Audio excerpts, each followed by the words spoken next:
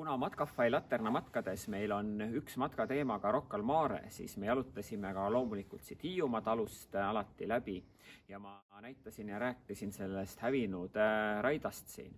Ja alati ma avaldasin kahetsust, et see hoone on hävinud ja mõtlesin, et miks ei võiks seda hoonet 35 aastat hiljem nüüd siis uuesti taastada. Ja kui sa alati mõtled ja avaldad kahetsust, aga mitte midagi ei tee, siis mitte midagi ei juhtu. Et selleks, et midagi juhtuks, peab alati olema kusagil mingi impulss.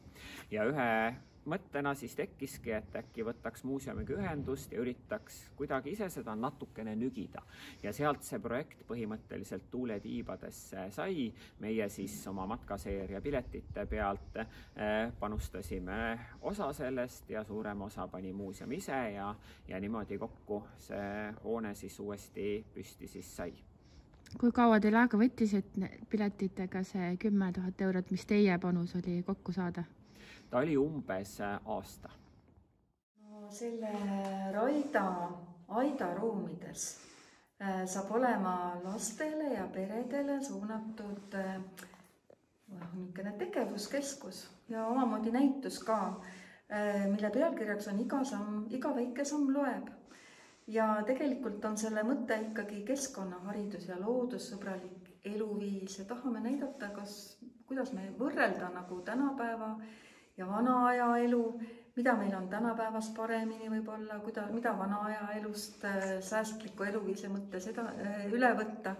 Ja siin on omad teemad, tahame näidata, mida loomalt on taluelus saadud, kuidas loomade pidamine on muutunud, kuidas loomade tööd on ja ametid on muutunud ajas.